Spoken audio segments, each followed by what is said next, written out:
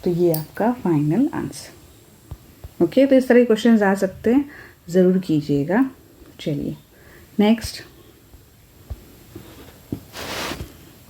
Find the mode of the following distribution table. वैसे तो mode बहुत इजी है, बट बस ये फॉर्मूला एंड कैलकुलेशंस पे थोड़ा ध्यान देना पड़ता है, ठीक है। तो मोड के लिए हमें ज़रूरत होती है मॉडल क्लास की। मॉडल क्लास यानी कि वो क्लास जिसकी सबसे ज़्यादा हाई फ्रीक्वेंसी हो। तो कौन सा क्लास है वो? जी हाँ, 22, 26, राइट। सो मॉडल क्लास आपका 22, 26, क्योंकि इसी के बेस पर मतलब आपको सारी चीज़ें मिलेंगी, राइट। सो मॉडल क्लास आपका सही होना चाहिए, और वो बहुत इजी होता है फाइंड करना। जस्ट सी किस क्लास की फ्रीक्वेंसी सबसे ज़्यादा है, जो वो ही होगा आपका मॉडल क्लास। तो यहाँ पर है 22, 26। तो हमारा मोड का जो फॉर्मूला होता है वो क्या होता है? Mode is equal to L plus F1 minus F0 to F1 minus F0 minus F2 into H। अब उसमें क्या क्या चीज़ें होती हैं? L जो होता है वो लोअर लिमिट होता है, राइट, हमारे मॉडल क्लास का, है ना। तो यहाँ पे L कितना है ये आपको नहीं लिखना है एग्जाम में, ठीक है। मैं बस आपके अभी जब मैं सिखा रही हूँ उसके लिए मैं लिख रही हूँ, आपको डायरेक्टली वैल्यूज़ लिखने हैं। L जो है यहाँ पे है 22, ठीक है। फिर F0 F1 होता है एंड F2 होता है, राइट। तो सबसे पहले F1 लिखते हैं, उसको वो ये बहुत ईजी है। F1 जो होता है वो क्या होती है? Frequency of model class, frequency of model class, correct. क्योंकि यूजुअली F0 से स्टार्ट होता है तो लोग बच्चे बोलते हैं कि F0 फ्रीक्वेंसी, नहीं, F1 फ्रीक्वेंसी होती है मॉडल क्लास की, ठीक है। F0 जो होती है वो फ्रीक्वेंसी होती है frequency of class preceding model class, यानी कि उसके पहले वाली, ठीक है। और F2 जो होती है वो frequency of class succeeding model class, यानी कि उसके बाद जो होती है वो। तो अभी हम यहाँ पे देखेंगे, तो जैसे कि यहाँ पे F0 मैं लिख लेती हूँ, F1 और F2, ठीक है। सो F0 क्या होगी यहाँ पे? तो सबसे पहले F1 लिख लेते हैं तो इजी होगा। F1 जो होगी वो frequency of the model class होगी, जो कि होगी आपकी 14।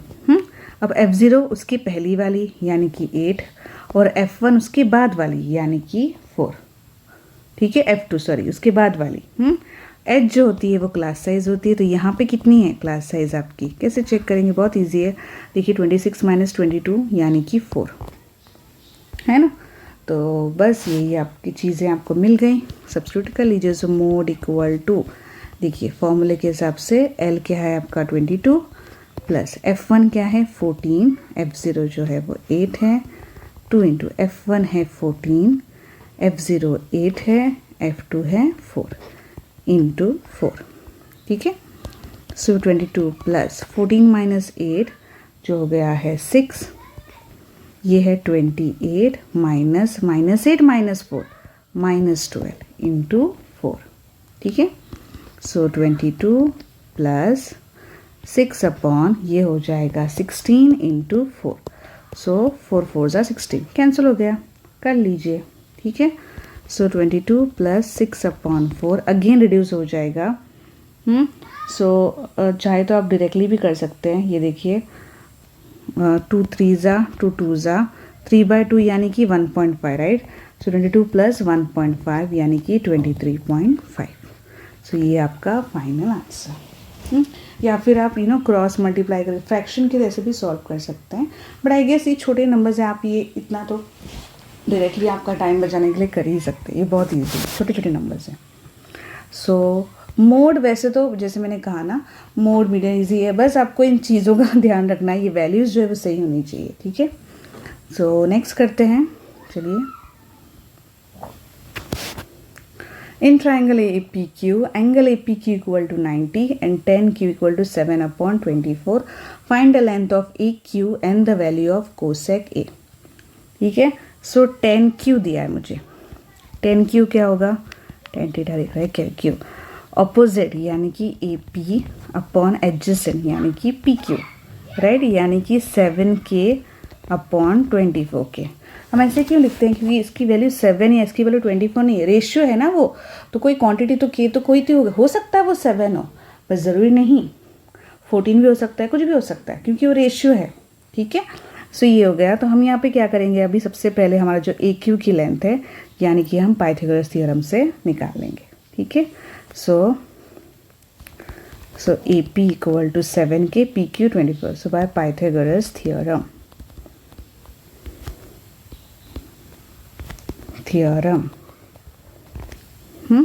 ए Q square A P square plus P Q square. A P क्या है आपका 7K square, this is 24K square, 49K square plus 576K square, total हो जाएगा 625K square. So A Q की वैल्यू क्या होगी 25K। ठीक है, और फिर हमें क्या निकालना है, कोसेक ए, यानी कि क्या होगा, साइन का उल्टा। साइन क्या होता है, ऑपोजिट अपॉन हाइपोटेनियस, तो कोसेक क्या होगा, hypotenuse upon opposite, hypotenuse upon opposite. अभी हाइपोटेनियस यानी कि कौन है, ये देखिए ए क्यू, ऑपोजिट है P Q, right. So A Q upon P Q, 25K upon 24K, K cancel, क्या रिमेन हुआ 25 upon 24। Okay,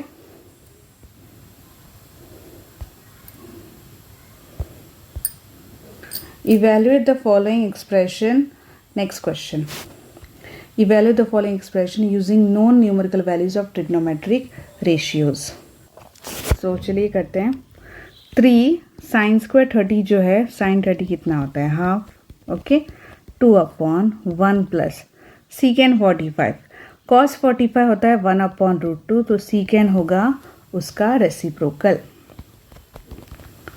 so 3 1 upon 4 plus 2 upon, this is 1 upon 2, so 3/4 plus 2/3। ठीक है, क्रॉस मल्टीप्लाई करेंगे, 9 plus 8 upon 12, यानी कि 17 upon 12, है ना easy. ठीक है, लेवल 2 के लिए वैसे तो ऐसा मैंने कहूँगी कि बहुत ही ज़्यादा इजी होता है, बट इतना तो होता है कि आप आसानी से स्कोर कर सकते हैं। ठीक है, और प्रीलिम का पेपर भी मैंने देखा है, बहुत ही ज़्यादा इजी था आई गेस, मतलब मुझे तो ऐसा लगता है, आप डोंट नो आप लोगों को कैसा गया, होपफुली इजी गया होगा। और मैंने एक्चुअली अपने व्हाट्सएप ग्रुप में पूछा था बहुत स्टूडेंट्स को कि मतलब अगर आप चाहते हैं कि पेपर अपलोड करूँ मैं प्रीलिम का, तो ज़रूर थम्स अप दीजिएगा। तो बहुत सारे स्टूडेंट्स ने थम्स अप मतलब दिया था कि येस अपलोड कर दीजिए। तो प्लीज़ मुझे कमेंट भी ज़रूर कीजिए, अगर आप चाहते हैं कि मैं प्रीलिम का पेपर अपलोड करूँ तो मुझे ज़रूर कमेंट कीजिएगा। ठीक है, चलिए नेक्स्ट करते हैं। Question number 26. If triangle ABC is similar to triangle PQR, area of triangle ABC is 144, area of triangle PQR 81, QR is 27, then find the length of BC. So ये हम कैसे सॉल्व करेंगे, ये हम सॉल्व करेंगे theorem से areas of similar triangle. तो क्या कहता है एरियाज ऑफ सिमिलर ट्राइंगल का थियोरम, कि दो areas, ratios of areas of two similar triangles is equal to the square of the ratio of the corresponding sides. यानी कि अगर आपके दो ट्राइंगल सिमिलर हैं तो उनकी एरिया का जो रेशियो होगा वो किससे इक्वल होगा, यस वो आपके उनके जो करस्पॉन्डिंग साइड्स हैं उनकी स्क्वायर के रेशियोज को इक्वल होगा। जैसे कि अगर मैं इनकी बात करूँ तो यहाँ पे होगा A B, corresponding A B के लिए पी क्यू है तो इनके स्क्वायर को इक्वल होगा। ठीक है, फिर B C upon Q R के जो भी उनके मतलब जो करस्पॉन्डिंग साइड्स हैं, और ए सी अपॉन पी आर के। ठीक है, अब हमें ऑब्वियसली ये सब तो नहीं चाहिए, हमें बस चाहिए बी सी और क्यू आर, तो हम उन्हीं पे कॉन्सेंट्रेट कर लेते हैं। ठीक है, so area of A B C, तो इसका रीज़न आपको लिखना है कि एरियाज ऑफ सिमिलर ट्राइंगल्स। ठीक है, तो area of triangle A B C और triangle P Q R equal to किसका स्क्वायर लूँगी मैं, B C square upon Q R square, क्योंकि मुझे वही चाहिए। ठीक है, सो ए बी सी की एरिया मुझे दी है 144, दिस इज़ 81, बी सी मुझे नहीं पता है क्यू आर मुझे पता है, सो जो कि है क्यू आर स्क्वायर में लिख लेती हूँ, क्यू आर स्क्वायर फिलहाल मैं इससे लिख लेती हूँ क्योंकि मुझे क्यू आर की वैल्यू पता है, क्यू आर स्क्वायर की नहीं। तो यहाँ पे स्क्वायर रूट ले लेंगे, तो ये जो होगा B C upon Q R क्या आ जाएगा, क्योंकि मुझे बी सी और क्यू आर फाइंड करना है ना, तो B C upon Q R को मैं स्क्वायर रूट ले लूँ तो ये हो जाएगा 12 अपॉन 81 का स्क्वायर रूट हो जाएगा 9। अब वैल्यूज़ पुट कीजिए, ठीक है। बी सी क्यू आर जो है वो 27 है, 12 अपॉन 9, ठीक है। सो फिर therefore B C equal to ये हो जाएगा 12 अपॉन 9 इंटू 27, ठीक है। 9 3 ज़ा बी सी इक्वल टू 12 3 ज़ा 36 सेंटीमीटर। यस, सो इस तरह से सॉल्व हो जाएगा। Hope you understood. Next question करते हैं। 2 क्वेश्चन हैं यहाँ पे, ठीक है। तो हम पहला कर लेते हैं कि क्या कहते हैं, find the very easy, find the distance between the points, ठीक है। सो ए वाला पॉइंट ले लेते हैं, ए -2 5 जो कि है x1 y1, और बी में ले लेती हूँ 7 -1 जो कि होगा x2 y2, ठीक है। सो ए बी मुझे फाइंड करना है, यानी कि डिस्टेंस फार्मूला यूज़ करूँगी मैं, x2 - x1 whole square plus y2 - y1 whole square, ठीक है। सो x2 है 7, माइनस ऑफ माइनस +2 हो जाएगा स्क्वायर, y2 है आपका -1 - 5 स्क्वायर, ठीक है। So this is 9 square plus this is -6 square जो कि हो जाएगा 81 प्लस 36। सो वो कितना हो जाएगा 170, ठीक है। तो आप चाहे तो अगर आप देख सकते हैं, आप चाहे तो ऐसे ही रख लीजिए, या फिर और सिंप्लीफाई करना है तो इसके फैक्टर्स अगर आपको निकाल सकते हैं, देखिए तो 3 3 ज़ा 9, 2 बचेगा, 3 9 ज़ा 27, 3 1 ज़ा 3 3 ज़ा 13 1 ज़ा 13, यानी कि ये हो गया 9 इंटू 13। 9 का स्क्वायर रूट होता है 3, रूट 13 का कुछ भी नहीं, सो यूनिट्स, ओके। तो अगर आपको नहीं सोच रहा है कुछ तो आप 117 भी रख सकते हैं, that is also the correct answer, okay. So next one, coordinates of the mid point of the join of the points P7 -3 and Q -5 -1। तो अगेन इसको थोड़ा नीचे लेते हैं, ठीक है। सो और वाला क्वेश्चन मैं यहाँ पे लिख लेती हूँ। मिड पॉइंट फॉर्मूला,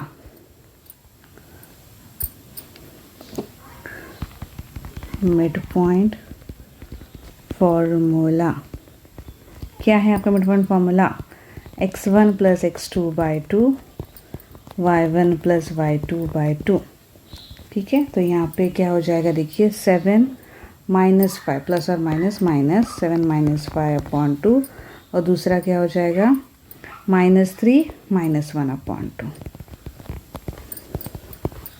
सो ये हो जाएगा 2/2 और ये हो जाएगा -4/2। Answer 1 - 2, okay. सो इस तरह से आपको सॉल्व करना है। चलिए नेक्स्ट करते हैं, last one. If the area of a triangle PNG formed by the points P6 NK4 G4 - 3 is 24.5। So हमें निकालना है value, okay, the front value of K की वैल्यू को निकालना है। So area of a triangle का formula क्या होता है, area of a triangle equal to, ये देखिए आपको वो जो पैटर्न है वो आपको याद रखना है, y1 y2 y3, ठीक है, ऐसे ऐसे जाता है वो। सो हाफ, तो देखिए x1 होगा, तो देखिए x1 तो ये हो जाएंगे, ठीक है। y1 1 2 3 1 होगा यहाँ पे, तो 2 3 की जैसे जाना है आपको, ये 1 2 3, ठीक है। ये देखिए इस तरह से, तो 1 होगा तो कौन होगा 2 3, राइट, प्लस x2 2 होगा तो कौन होगा 3 1, सो y3 - y1, right, plus x3 होगा तो कौन होंगे, देखिए 3 जब जाएंगे तो कैसे आएगा, 1 2 आएगा, राइट। सो y1 माइनस y2। तो बस ऐसे ही आपको याद रखेंगे तो इजी होगा, ठीक है। तो एरिया ऑफ ट्राइंगल PNG कितना होगा, तो ये फॉर्मूला, तो एरिया ऑफ ट्राइंगल PNG, ठीक है, इक्वल टू, तो मैं वैल्यूज़ यहाँ पे मैं लिख लेती हूँ इसके पहले। सो P62 हम लेंगे x1 y1, ठीक है। NK4 हम लेंगे x2 y2 and G4 minus 3 हम लेंगे x3 y3, ठीक है। सो अब area of triangle PNK which is equal to 1/2। x1 देखिए क्या है आपका, x1 है आपका 6, y2 है आपका 4, ठीक है, माइनस y3 है आपका, माइनस माइनस प्लस हो जाएगा, +3, ठीक है, प्लस x2 है आपका k, y3 है आपका -3, y1 है -2, प्लस x3 है आपका 4 एंड दिस y1 है आपका 2 माइनस y2 है आपका 4, ठीक है। सो इसकी वैल्यू हमें दी गई है जो कि है 24.5, ठीक है। सो हाफ इंटू ये कितना हो जाएगा, देखिए, सो 6 इंटू दिस इज 7, ठीक है, plus k into -5 plus 4 into -2। सो 24.5 इंटू 2 हो जाएगा 42 -5k -8, ओके। तो ये कितना हो जाएगा, 2 5 = 10, 2 4 = 8, 49.0, और ये हो जाएगा 34 -5k। So 49 - 34 equal to -5k। सो ये हो जाएगा 15 equal to -5k। So k की वैल्यू क्या होगी, 15/-5 जो कि है -3, therefore k equal to -3। k की वैल्यू नेगेटिव भी हो सकती है, ओके। तो इस तरह से हमारे सारे जो क्वेश्चंस हैं वो सॉल्व हो चुके हैं, आप देख सकते हैं, ठीक है। सो होपफुली आपको सारे क्वेश्चन समझ में आ गए हैं। कोई भी डाउट हो तो प्लीज़ ज़रूर मुझे बताइएगा, ठीक है, कमेंट करिए। मैं चाहे तो फिर से दोबारा से सारे जो भी क्वेश्चंस आपको नहीं समझ में जो आ रहे हैं वो एक्सप्लेन करूँगी, और बाकी क्वेश्चंस हम देखेंगे, उसके बाद में हम प्रीलिम का पेपर एक बार देख लेते हैं, ठीक है, and then we start with the revision. So hope आपको अच्छा लगे वीडियो, प्लीज़ शेयर कीजिए जितना हो सके, एंड सब्सक्राइब करना ना भूलें। Thank you, see you in the next video.